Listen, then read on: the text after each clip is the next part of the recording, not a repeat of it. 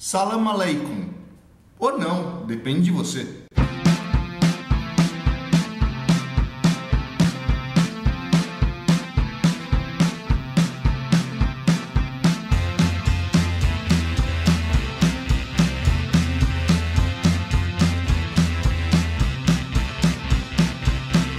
E na videoaula de hoje vamos falar sobre a questão da Síria, né? Você deve estar vendo aí nos noticiários o conflito que já rola na Síria aí já há 7 anos, que ultimamente aí os Estados Unidos propôs algumas intervenções dentro do espaço, e o negócio está ficando cada vez mais complicado, então acho que vale a pena a gente parar e bater um papo aqui sobre o caso da Síria.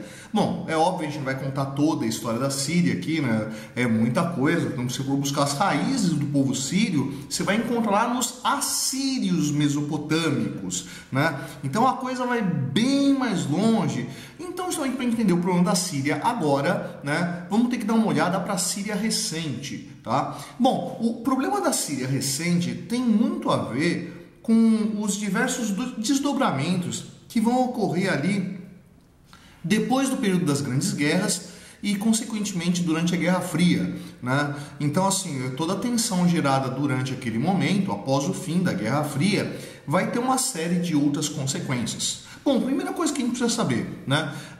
Essa Síria que a gente conhece hoje, ela tem origem lá no antigo Império Turco-Otomano, né? Então, para a gente se localizar geograficamente aí, vamos colocar uns mapas aí do que era o Império Turco-Otomano e do que hoje é a Síria.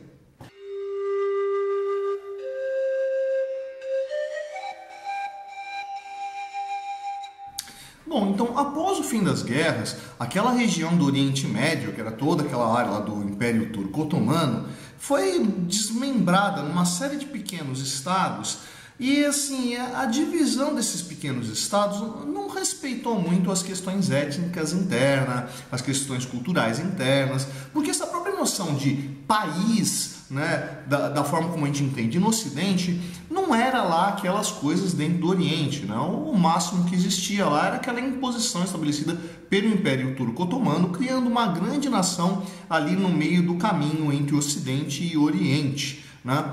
Quando vão se desmembrando essa série de países ali, vai aparecer a Síria, mais ou menos no mesmo período que aparece lá, por exemplo, o Estado de Israel, que é um outro caso para a gente discutir em outra aula e que também é bastante complicado.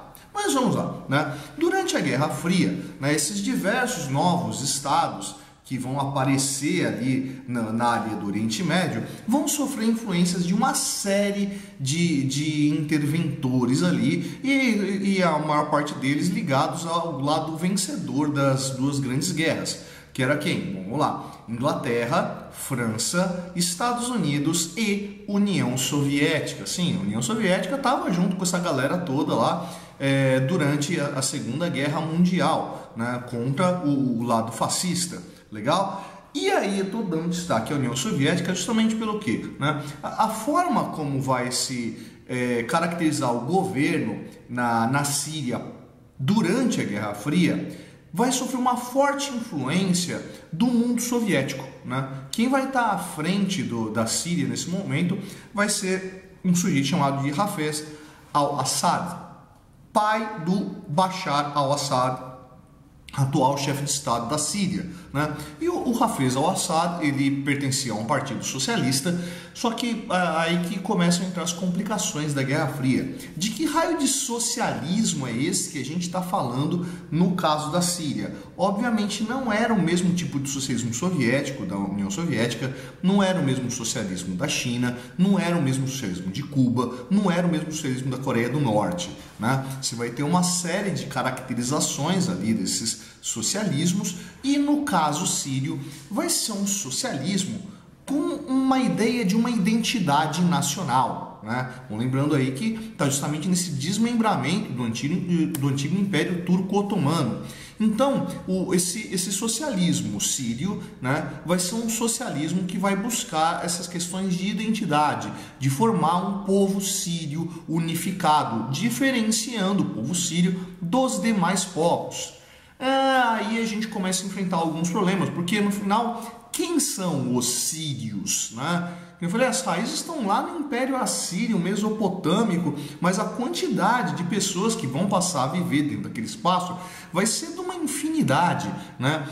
Entre eles, a gente pode pegar justamente essa etnia síria, né? Dessa raiz mesopotâmica, mas também você vai encontrar naquele território curdos, né? Também você vai encontrar naquele território árabes, entre outros indivíduos, né? Isso se a gente não for pegar também as noções de religião, né? Porque você vai encontrar ali islâmicos, obviamente, né? Você vai encontrar cristãos ortodoxos, você vai encontrar cristãos coptas, né? E você vai encontrar inclusive ateus. Aliás, esse governo sírio que vai se formar ali, né, com o Al-Assad, né, vai buscar a base de um Estado laico, né? Então, assim, o Estado não vai se interferir dentro das questões religiosas. No entanto, é esse mesmo Estado laico que vai, em união com o Egito, participar de uma guerra contra a presença do Estado de Israel, né? E que vai justamente ali ativar essa rincha, né, judaica, islâmica, né, dentro daquele espaço, mesmo admitindo essa postura de ser um Estado laico, né? Bom, as tensões geradas ali vão durar um largo espaço de tempo, tanto que o Al-Assad, pai, né, morre e dá espaço para o filho, que governa até hoje, que é o Bashar al-Assad, né? Bom, Bashar al-Assad estava governando a Síria até que com uma relativa tranquilidade, mas vamos lembrar que em 1992, né, alguns historiadores falam 1989, vai chegar ao fim da Guerra Fria, né, com a queda da União Soviética, a queda do leste europeu, né, a guerra da Iugoslávia e por aí vai. Então a Guerra Fria chega ao fim com a queda do Bloco Socialista. Bom, com o fim da Guerra Fria, essa série de estados que vão passar a existir ali no antigo Império Turco-Otomano vão passar a receber uma menor atenção dessas intervenções dos dois polos da Guerra Fria. E eis que lá no comecinho desse século, né, lá entre 2009 e 2010, né, vai começar um grande movimento que vai avançar até ali mais ou menos 2013, 2014, que vai ser a chamada Primavera Árabe. E que raio que foi essa tal dessa Primavera Árabe? Assim como os Al-Assad na Síria, vai existir ali entre o norte da África, o Oriente Médio, uma série de ditadores mantidos por esses polos da Guerra Fria, tanto do lado soviético quanto do lado americano, né? E sem essa pressão, a população começa a criar levantes dentro desse território, né? E tentando derrubar esses ditadores. Eis que em 2011 a Síria vai ter a sua expressão da Primavera Árabe, né? Onde a população civil, né, vai passar a questionar essa autoridade da família Al-Assad dentro da Síria e vai passar a exigir um sistema mais democrático, né? Passar a exigir ali eleições livres e uma participação pública mais ampla. Pois é, o Bashar al-Assad não vai reagir muito bem a isso e vai considerar esses manifestantes terroristas, né? Bom, mesmo tendo acabado a Guerra Fria, e a Rússia continuou uma boa parceira comercial e política da Síria, né? E diante dessa postura do Al-Assad, a Rússia vai garantir apoio ao governo do Assad, né, contra os chamados terroristas, né? E em contrapartida, outros governos, como por exemplo o governo americano, o governo inglês, o governo francês, vão dar apoio a esses grupos que estão buscando uma nova democracia, uma nova liberdade dentro dessa região da Síria. No entanto, né, nesse ponto de tensão que vai existir dentro da Síria, vai se abrir espaço para a intervenção de outros grupos, né? Grupos radicais, como por exemplo o Estado Islâmico, Pois é, o Estado Islâmico, que surge dentro desse contexto aí da Primavera Árabe, não como fruto direto da Primavera Árabe, mas como um filho bastardo da Primavera Árabe, né? Porque a Primavera Árabe foi justamente a busca de um Estado mais liberto, a busca da queda dos ditadores, e que levou à queda de uma série de ditadores aí, no Egito, na Líbia, entre outros territórios, né? A Síria ainda não se resolveu plenamente. Bem, então, o Estado Islâmico surge no contraponto, né? Surge num radicalismo, né? Nós não desejamos esses ditadores que aí estão, justamente porque eles representam uma relação direta com o Ocidente, né?